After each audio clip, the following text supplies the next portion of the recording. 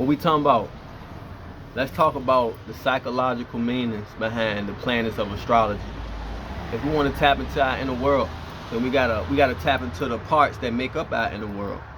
You know what I'm saying? And the planets of astrology, the planets in the solar system, at the time we was born, if you was to snapshot that moment, the planetary configuration, that's what makes up our unique expression as these humans that we are. You know what I'm saying? Um, Before our spirit came into these bodies, it projected itself according to the purpose that it wanted to live out.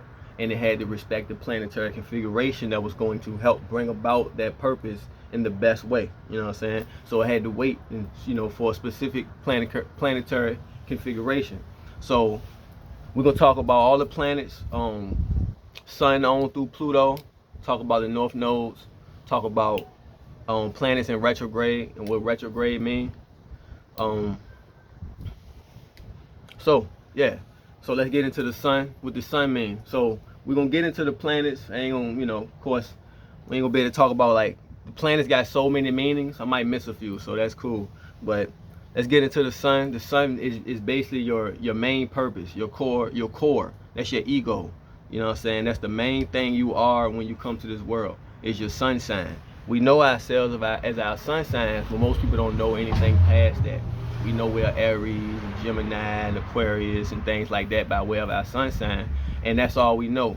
But every other planet's work and its expression is done in service to the sun. Just like the sun is in the middle of the solar system and the planets revolve around it, as is in the chart. Although although astrology is looked at from the Earth being the center on out, but when you think of the sun being the most important, the sun represents the center of your chart. You know what I'm saying? Every other planet's expression and position is in relation and is in working in service towards the sun. So if your sun is in Aries, then it's most important that you assert yourself in some way. It's most important that you be first, that you do it with courage, that you try to be the best. You're gonna be what you call it, competitive. That's when you at your best. As long as you competing, Aries, you at your best. That's what's most important. Your other planets might be other places, like you might, like your sun might be in Aries, but then you might have your Mercury and your Venus in Pisces, right? So you might talk as a Pisces, you might attract people as a Pisces, Pisces energy and things like that. So if somebody was to just see you, they might think you was a Pisces because of the way you communicate, the way you value yourself, and the way you might express yourself. But your sun is in Aries, so most important to you will be to assert yourself in some way. Now, if that's asserting yourself in a Pisces way, then that's so be it. But asserting yourself in some way is the most important thing, right? Sun being in Aries. Sun being in Taurus, the most important thing will be to build some of lasting value, or to accumulate possessions or something that helps to that represents how you value yourself and things like that. To see the beauty in life, you know what I'm saying? It's most important. That's the most important quality if your sun is in Taurus. You know what I'm saying? Most important that you build something, that you stand strong, right? That you keep sturdy, that you you might even be stubborn, not wanting to change and things like that, that you keep your position, right? That's most important, right? So the sun represents what's most important in your chart, but it's not the only thing that makes up who you are, right? So now let's move on to the moon, right? The moon is your emotional response, your connection to your family, your roots, traditions, things like that, where you feel most comfortable, right? So wherever the moon that is in your chart, then that tells you where you're going to develop your emotional security or emotional dependence or independence. That'll tell you where you may feel so if the moon is in your first house, then you may wear your emotions on your sleeve. You know what I'm saying? That's the first thing that people see. You might be super sensitive and things like that. If the moon is in Gemini, then your emotions may fluctuate, just like the Gemini energy. The Gemini energy is adjustable, it's fluctuating, it's diverse and things like that. It might be here, then it's there. So if your moon is in Gemini, your emotions might be here, might be there, things like that. You may have grew up with a lot of siblings if your moon was in Gemini. It could alter like that, because depending on your chart configuration tells you which side of planets or which qualities of planets will express to us the most. So you might not express all the qualities of the moon, but you might do express the qualities of your emotions, right? Or you may express being close to your family, or you may express liking your own space, things like that.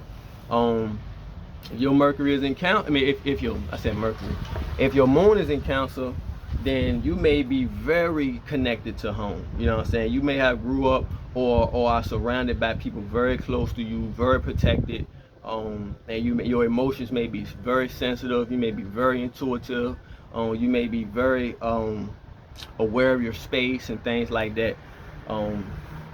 So yeah, like based on wherever your planet's at, like the house and the sign that it's in tells you how you're going to express that planet, and also the house tells you where you're going to develop the qualities of that planet and where you may express the qualities of that planet the most or the best, or however you see it, right?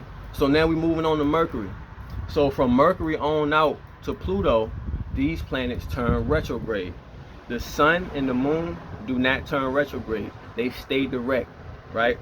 So but the Mercury on out into Pluto, they go through moments of retrograde. Now, retrograde just means to go the other way, right? So if the planets are yours to express in the way that they're configured in the signs and the houses, like I said, but they're yours to express to the world, right? Now, when you think of something going the other way, then you think of turning it more inwardly, right? So if Mercury naturally is for you how you express your communication, how you learn, give off your ideas, the opinions you may pick out from the world's opinions and things like that. Your analytical skills, how you analyze things and process it, and things just, writing, reading, anything dealing with your mind and learning, and anything like that, right? So of course you intake information and you talk, you express it out. But with Mercury retrograde, then you might be more introverted, right? So you might not talk out as much, but you may be observant. You're taking in information, but it's also meant for you to focus and learn about yourself and your inner world. Most of the time, if a planet is retrograded in your chart, then it's telling you in some way to focus that planet's energy on your inner world, right? And I, help explain that as we talk. So, right, so you might be, right, so let's go back. Let's say, for instance, your sun is in Gemini. So that's naturally a talkative person, somebody who's outgoing, who like to mingle, right, who like to share ideas. But if your Mercury is retrograde, then you may be more introverted. It may be hard for you to communicate. That may be a slow development for you. You know what I'm saying?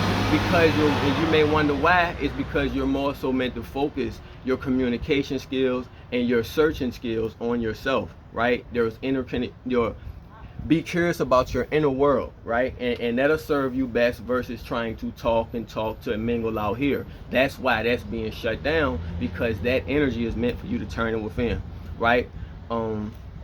But just going to Mercury direct with Mercury, let's put Mercury in Leo, right? So that means you may get a lot of attention when you speak. You may speak with courage and boldness. You can take over the conversation when you speak. You know what I'm saying?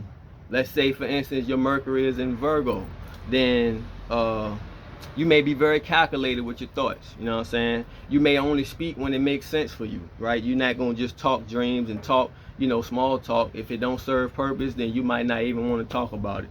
You know what I'm saying? Like I said, when you do talk, you talking calculated. You may be using precise words. You may think before you speak, and all types of things like that. You may even use your mind to make your money, to make the work and make work easy, things like that. But if you're Mercury retrograde, and you may be wondering why you're so introverted, or wherever you go you can't hold the conversation, you don't know how to express yourself and things like that, that can be because your Mercury is retrograded, right? And it's good for us to know that, because then we can pinpoint our psychological issues that nobody seems to know, you know what I'm saying, and things like that. So now we can move into Venus, right?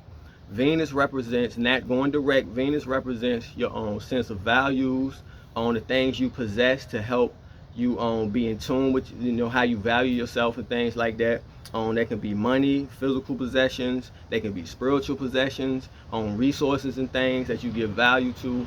It's also on your sense of connecting with other people, building harmony with other people, which you may attract in other people, what other people may be attracted to in you. It can also be developments and qualities that you're meant to learn to bring out by interacting with other people, in the sense that if you're not allowing a certain quality to come through you or surface to your, you know, so you can express it, then you might meet somebody who's going to present that quality to you, and it's going to give you some type of pressure to where now you have to bring it out yourself, or, you know, something like that. So that's, you know, Venus, that's what Venus represents. If you put Venus in a sign like Libra, then Venus is going to value its qualities of bringing people together. What you call it? It's a word I'm looking for. I can't even find the word.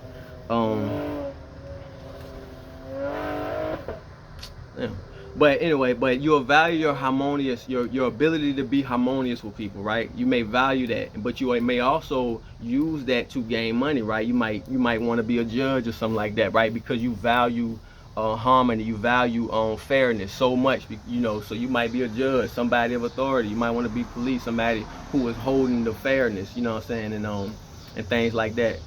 You may attract people who are fair. You may attract people who creates harmony, you know what I'm saying. And you might even be like, you know, like artistic, you know what I'm saying, being that the Libra is balanced. So if you put Venus, which is a planet of beauty, in a balanced sign, then it may create an artistic expression through you, right? You may naturally see the balance in things, you know what I'm saying. And then and that becomes solid, right? Because Venus is the ruler of Taurus, and Taurus is a solid sign, right? Things like that. That's how we can make the connections to who we are. It's complicated, right? It can sound complicated, but if you just learn to read the symbols, then you know you can learn to read your map, your life, your map, your personal map, and things like that. But with Venus going retrograde, if your Venus is retrograde, then you know you may wonder why you can't connect with people, why you can't, you know, build harmony with people, why you might not be able to find a partner, somebody to mingle with, a love life, and things like that. But it may be meant for you to more so create harmony with yourself, and value your inner self, value yourself and qualities you have for yourself, and not place value on material things or anything that we may possess to, you know, give us that sense of value within ourselves. So that can be, you know, that can be a real issue in people's lives, because, you know, naturally we look out, and the thing is to create harmony, marriage, and, you know what I'm saying, and grow old with somebody. But if you're a person who wants that but not, and can't seem to find it, don't know why it's not working, it's a good thing to look into our chart to see what's going on with Venus, and if it's retrograded, what planet it might be, what sign it might be in, what house it may be in, what may be blocking it, and things like that. Even looking at your 7th house, right? Not trying to go too complicated or deep, but it's a lot of ways through astrology that we can see who we are and our challenges, and how do we unlock our gifts, right? So now we're moving into Mars, right? Mars represents your assertion, your energy, right? Without Mars, you wouldn't get up and do nothing. You'll have a lot of ideas, but you wouldn't have no goal to get up and do it. That's Mars. It drives, your drive. It takes things and it drives it through, right? The pioneer, you know what I'm saying? And of course, whatever sign Mars is in, it'll let you know how you're going to assert yourself, and the house is going to let you know where you're going to assert yourself, and then where you're going to like develop your assertiveness, where you may be most competitive and things like that. So let's say if your Mars is in Scorpio, you may be intensely competitive, you know what I'm saying? But you may not be scared to dive into the underworld, into the deep, into the dark, into what's beneath the surface, you know what I'm saying? You may impulsively do that. You may impulsively bring psychological processes and developments and transformations to you, you know what I'm saying? You may be the pioneer into things like that. No fear. You know what I'm saying? Your Mars is Sagittarius, another pioneer, right? You may have no fear of exploring the unknown or whatever. You know what I'm saying? You may, you know, love to travel. You know what I'm saying? That's your energy. You feel alive when you travel and go places, whether it's traveling physically, traveling through studying different subjects, traveling, you know what I'm saying? You can be somebody that want to travel, you know, in astral projection, but nevertheless, that energy is going to carry you to whatever you want to travel. You know what I'm saying? With Mars and Sagittarius, right? So naturally, Mars is how you assert your energy, right? That's what people see. Your Mars, you just assert that energy. It wants to assert itself. But if your Mars is retrograded, then you may have a hard time asserting your energy. You may be more dependent on other people to help you out, and not wanting to stand on your own and assert your own energy. You know what I'm saying? And it may be meant for you to tap into what's inside of you and assert that, versus you looking out into the world and chasing what you see, but more so connecting to what's inside of you. That's, once again, that's what retrogrades mean. Retrogrades mean just to go the other way, right? So we know about Mercury retrograde. What happened? Everybody know when Mercury retrogrades, quote unquote, things get a little crazy. You know what I'm saying? That's because Mercury retrograde is meant for us to take that energy and focus on ourselves, but we don't do that. And so now things gonna feel crazy because you can be blocked and blocked and blocked, and you're gonna say, oh, things off because Mercury retrograde. Yeah, it's off because it wants you to turn that inside, turn that information seeking, turn that curiosity into yourself and try to figure out who you are. You know what I'm saying? And things like that. So now moving back to Mars, same thing. Mars retrogrades, it wants you to, all that energy you're trying to assert out here, assert that into yourself. You know what I'm saying? And then figure out who that is and assert from within that way. You know what I'm saying? And that taking out the ideals of the world, and then that's how you asserting yourself impulsively and things like that, right? So now let's move into Jupiter, right? Jupiter, biggest planet in the solar system, represents expansion, exploring, stepping into the unfamiliar, you know what I'm saying? Independent thinking, things like that. So and once again, let's put Jupiter in what we ain't do yet, Capricorn, right? Let's put Jupiter in Capricorn. So Jupiter in Capricorn, it may kind of restrict Jupiter, right? Because Jupiter wants to expand. Capricorn is a more structured, restrictive, battle book sign, right? Jupiter, free, wants to be free, wants to expand, wants to explore. It may be meant, right? So with your Jupiter in Capricorn, it may be meant for you to expand the structure, explore all that you can within the structure to figure out how you can expand the structure and not necessarily break free of it or break it in itself. You know what I'm saying? Things like that, right? And with Jupiter in Capricorn, you may be somebody who moved to the top, right? Your optimism may help you move to the top of whatever you're trying to do, right? To get a title, or you might be the manager, the boss of your job, and things like that, because you got a forward-thinking mindset. You know what I'm saying? And of course, Capricorn is a ambitious, you know, structure. Like I said, structured sign that's all about titles and things like that. So you may easily go to the top because of your optimism. You know what I'm saying? You may easily grow. You may try to find all the ways you didn't know in order to help you grow. You know what I'm saying? And make your structure stronger. Jupiter in Aquarius, then you may want to explore all types of different type of stuff. You know what I'm saying? Yeah, the things you want to expand on is innovative. You know what I'm saying? You want to break the structure. So if you know what I'm saying, it's the opposite of Jupiter being in Capricorn. Your Jupiter in Aquarius, you want to break the structure. You know what I'm saying? You want to expand. You want all freedom. You don't want none to restrict you. Ain't none gonna restrict you. And that serves its purpose. Everything serves its purpose. So then let's take Jupiter from direct and let's turn it retrograde. So naturally, direct, Jupiter wants to explore. You want to go out, right? If your Jupiter is retrograde, that means meant to explore within, explore your inner world and figure out who you are, because that's endless. Actually, this world is limited, right? This world is endless, right? So those retrogrades serve a purpose, you know what I'm saying? But because we don't know, then that's when we go through the challenges of having retrogrades and and never even seeing that's what it is. So yeah, Jupiter retrograde, all it wants you to do is explore within. Use that same energy, that same exploring energy, and just turn it within yourself and explore who you are and things like that. And you will have a better expression and a better result with that Jupiter retrograde. Then we go to Saturn, right? Saturn represents your limits, structure, your ambitions, represents your titles, your reality, responsibility and duty. It's going to hold you responsible. Wherever it's at in your chart is where you take serious. Wherever Jupiter was at in your chart is where you're trying to expand. You know what I'm saying? Wherever Saturn is at in your chart, you taking it serious. Consciously or unconsciously, right? If we're not doing it consciously, Saturn's position will do it unconsciously. And we'll wonder why we keep getting the test over and over and over and over. Saturn is like the strict dad that keeps you in the house and makes you do all your homework. All the other planets are outside having fun. Saturn can't go outside until it did all its homework, and that's even if it want to go outside. But Saturn is going to be the most smartest. It's going to be the one at the top because it crossed all its T's and dotted all its I's. That's Saturn. Strict, serious, responsible. That's Saturn, right? So let's put Saturn in Pisces, right? So that means you'll be trying to bring structure to your imagination. It'll be so, you'll take that so serious, you know what I'm saying? To nobody will be able to shut down your free imagination, your free ability to think, you know what I'm saying, your inner world. It'll be serious to you. And if it's not, then you're going to be put through lessons to make it serious. Things like that.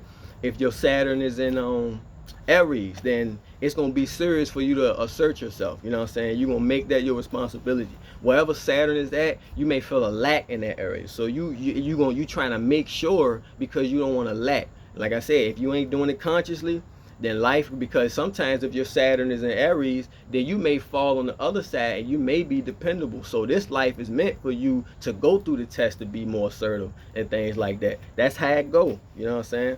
But if your Saturn is retrograde, then all those responsible qualities is all meant for you to hold yourself responsible. You know what I'm saying? Work on your inner structure. You know what I'm saying? Your and connect to that reality. You know what I'm saying? That purpose, that inner purpose. You know what I'm saying? That's what Saturn retrograde is about. So, you know, once again, when we don't do that, when we have these retrograde planets, Saturn retrograde in your chart, and you're doing everything but working on yourself, you're gonna get hit with roadblock after roadblock after roadblock. You know what I'm saying? So boom, then we move on to Uranus. If Saturn is the structure, Uranus is the one that comes and kind of breaks the structure, but not in a bad way. It alters it. It's the one that stands above it to see how can we alter it to best benefit us right now, because Saturn may be so stuck in the structure where it might not change for the times. Uranus comes and it's time to change for the times because it looks at the truth of the matter and not what it's connected to. It comes detached, you know what I'm saying? So whatever Uranus is at in your chart, then you may be a little more elevated, you know what I'm saying? Whatever sign is in will tell us how you're more elevated, you know what I'm saying? And then whatever house is in will tell us where you'll develop that elevated mentality, mind, emotions, whatever, you know what I'm saying, the sign. So if whatever, so let's put Uranus in Gemini, right? So that means your mind, your thoughts may be fast. You can think ahead, you can think forward. You may come and you may want to change the learning structure. You may be a rebel. You may not have wanted to learn the school way. You want to learn your own way, you know what I'm saying, and things like that, because you felt that you had this higher level, or whether you did or not, right? Like, you know, we kids and things like that, with these planetary configurations going into adult, most of us don't even know, you know, but it's an inner thing that just naturally occurs to where you just naturally don't want to listen to school. You just naturally don't, whatever the case, if your Uranus was in Gemini or something like that, or in the third house, right? Your Uranus was in Cancer, you may be emotionally detached, you know what I'm saying? Because Cancer represents your emotions, you know what I'm saying? But if your Uranus is there, you may be kind of emotionally detached, or you may be very emotionally wise, standing above the emotional movements of everything else, but looking at the truth of matters and not the emotional pool of it, you know what I'm saying? And of course that can create havoc if somebody feel like you don't care, but they not understanding that you're just sitting at a more elevated, mature, emotional position to where you're not going to let the small emotions fluctuate you, and that may be Uranus in Cancer, you know what I'm saying? Let's turn Uranus retrograde, right? So Uranus naturally wants to come out and change, and it wants to innovate, and it wants to find out how can we alter, you know what I'm saying, and be unique and things like that. But if it's retrograded, then it may be meant for you to kind of break your own structure or alter your own inner structure. You know what I'm saying? You may be too stuck on something within, and if your Uranus is retrograde, then this lifetime may help serve to alter or kind of break the structure that might be limiting you, right? Because a lot of times we think that our attitude and things like that is protecting us when really it's limiting us. You know what I'm saying? And it won't be until we figure that out until we'll be able to consciously elevate to the next level. And giving us a configuration like Saturn retrograde, then that is meant to help us break those inner structures, so we can elevate to another level. You know what I'm saying? Then we're gonna move into Neptune, right? Neptune represents your inner world. You know what I'm saying? Represents your imaginations, the dreams that only you can see, right? And it can represent confusion and things like that because you could be so stuck in your dream and it ain't representing your reality and the things like that. And you know, you may speak from your dreams and people in your reality ain't feeling it, or whatever the case, it can create confusion. You know what I'm saying? Whatever is at in your chart. You know what I'm saying? Things like that. So if we take Neptune, put it in, what we do? Let's put it in Leo, right? That'll make you very creative. You know what I'm saying? You're gonna be super creative inside, and whatever you produce from the inside will get attention. You know what I'm saying? Leo, it'll be appreciated and things like that. And we put it in Virgo, then you may be an artist, somebody that's an artist, because you're taking that inner world and making it so calculated for your expression, however you want to express it. You may express it through writing, you may express it through painting, you may you know what I'm saying, like that. Or you may be somebody that well, not somebody, but have the energy, right? Have the energy that can be like an architect, somebody who can see structure without it being there. Somebody who can sculpt something. You know what I'm saying? If your Neptune is in Virgo, you know what I'm saying. But you know, of course, if you tune into it, a lot of our qualities we suppress, or we don't even know that it's in us. But that's just the understanding of how to mix and mingle the planets with the sign that is in, with the house that is in. If you take Neptune, the planet, represents your inner world, your imagination, your dreams only you can see, the story that only you can see, you know what I'm saying, what you're trying to bring from a different dimension and things like that. And you take Virgo and you put it in Virgo, now whatever you're trying to bring is going to be calculated. You might actually be able to express your inner world better than another person, because it's going to come out very calculated and very detailed, precise, as Virgo would have it. You know what I'm saying? If you take Neptune and you turn it retrograde, right? Naturally, Neptune wants to express his imagination. If you turn it retrograde, then you might have a hard time tapping into your imagination. You might feel like you don't have no imagination. You might be stuck in this world so much that you can't see nothing outside of it.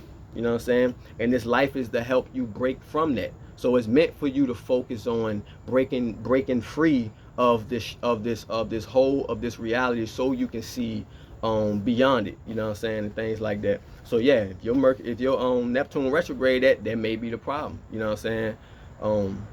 Or better yet, if you can't see past the reality, if you don't have dreams, if you're only working with no purpose, then yeah, that's a configuration that may be messed up, as well as other things, right? It can be simply your Pisces ain't on no house cuts, something like that, right? Complicated as it is, but that's part of reading astrology, you know what I'm saying, and understanding how these planets and the signs and the houses and the relationships and how they create the unique expression of you, right?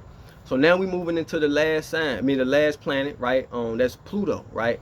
Pluto represents your deep, the hidden you, the hidden world. I like to say it represents your spirit, because your spirit is always there, just like Pluto was always there. We didn't know, but your spirit is always there, right?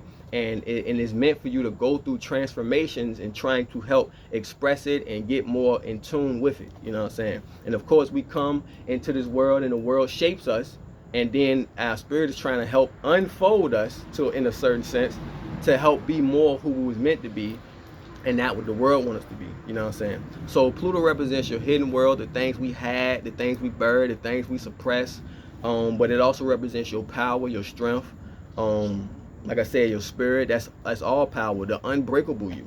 You know what I'm saying? The part, the you that's indestructible. You know what I'm saying? And that's all the transformations is trying to do, is help you see that you are indestructible. So much so that it'll drag us, do anything. And it don't matter what it's doing to our physical body, what it's doing to our little mentality. No, it's trying to show you that you are unbreakable. And if you stand in that understanding, then you won't be broke going through these challenges. You know what I'm saying? So we put Pluto, so well, nobody living today got Pluto other than, you know, Pluto probably go back as far as Pluto and Leo, you know what I'm saying? Because Pluto take what, like 20 some years, 14 up to 20 some years to move through a sign, you know what I'm saying? So we can start with Pluto and well, let's do the last two generations. Well, not the last two. My generation, Pluto and Scorpio, right? So your Pluto and Scorpio, man. So okay, I gotta go back because it'll make sense. Let's say Pluto and Virgo, right? Then for you to step into your inner power, your inner strength, you got to be more calculated. You know what I'm saying? This for the older generations. You know what I'm saying? Like older 50s, late 60s, 70s probably. Be more calculated. You got to be more make more sense of things. You know what I'm saying? Be more practical. No dreams. You know what I'm saying? That's how you express the spirit of you, Pluto. You know what I'm saying? That's Pluto trying to express through you. If the next generation had Pluto and I think I said Pluto and Virgo for the last one, and then Pluto and Libra, right? Pluto and Libra, now it was time to harmonize, you know what I'm saying? It was time to build more harmony within self, with people, and that was that generation, right? Because if you can imagine that every generation stacks on top of each other, and if you look at each generation by way of the Pluto sign, then you'll see the purpose that serves, right? Little complicated, but yeah, Pluto and Libra, then it was meant for them to be more harmonious with each other, you know what I'm saying? More compassionate and accepting of each other. And that's how they would shine their spirit and step into the strength of their spirit and their inner strength, right? Pluto and Scorpio, man, our generation came to dig beneath the surface, right? We here to bring it all up, you know what I'm saying? So that's why it you know, seeing everything from about, what I want to say, from 84 or 80 some 83 to about 95, 6, something like that. That's when Pluto was in Scorpio. So the generation from about 83 to 96, give or take the years, I don't know, then we came, and that's why we're more ready to bring out our traumas, you know what I'm saying, and talk about the things that's deep and hidden. We bringing it out, you know what I'm saying. We don't mind, we not scared to, because Pluto is in Scorpio. Strength and strength. You know what I'm saying? That's how we show our strength, is by letting out our weaknesses and transforming, you know what I'm saying, through the experience, right? And then the generation after us, born from what, about 94, you know, give or take, to about, you know, in the 2000, 2008 or something like that, I don't know, right? I'm just guessing. But shoot, Pluto was in Sagittarius. Almost the same thing, because now they're here to explore beneath the surface. You know what I'm saying? That's what they meant to do. So Pluto and Scorpio, we had to dig, and you know what I'm saying, and had the strength to even crack that surface and go under there and figure out what's psychologically going on with us in this earth, you know what I'm saying? And then the next generation came, and they ready to explore. So you see how it's stacked up? We cracked it. Now they ready to explore. And then the generation after that, with Pluto and Capricorn, they gonna be ready to build a whole structure. They gonna be ready to structure what's underneath the surface. And then Pluto and Aquarius gonna come take it to the next level, and that's how it's meant to stack, right? So that's a little thing on a little meaning on Pluto. Now Pluto retrograde, right? If you turn Pluto retrograde, right, then you may not have none of your flaws or nothing, right? Because like I said, direct Pluto, you naturally, that's wherever Pluto is at in your chart, you may try to hide things, or you may go through transformations, right, by bringing those things out. We suppress things that we meant to go search, dig, emotional strength, learn about the psychological processes and the reasons behind things, understand it, and build through it, right? But if it's retrograde, then you may not have the sense of hiding. You may just bring it out. You may be the one that's, you know, why we hiding it for? You know what I'm saying? Let's bring it out. Let's tell the truth. Let's dig it all up. What we hiding? You know what I'm saying? So you know what I'm saying? That's but it serves its purpose. You know what I'm saying? Because sometimes we gotta bring what's hidden up. and everybody ain't doing it. So somebody got to be born to be able to go down there with no fear and bring it up. You know what I'm saying? And show this all it is. Let's do it. You know what I'm saying? So right, that's an understanding on all the planets, right? My little understanding, right? I can go way deeper, but it'll take way longer. You know what I'm saying? But understand this too. The more retrogrades you have in your chart, then the more different you're going to be from the rest of the environment. It's natural to have like 1 or 2 retrogrades in your chart, you know what I'm saying, to have those areas or certain qualities that you need to help work within yourself. But if you got 4, 5, 6 planets and they retrograde, man, shoot, most of your life needs to be inner work. And every time you trying to produce anything out here, you're gonna wonder why it ain't happening for you if you ain't tapped in here. You know what I'm saying? So it's very important to not only understand the planets, the psychological meaning behind them, but also understand what they mean when they're retrograded. You know what I'm saying? The challenges they might present to you and things like that. I'm running out of time, but the next time I'm gonna go into the understanding of the moon's nose. They're gonna be a shorter video, but the moon's nose, I'm gonna go into details about them. Okay.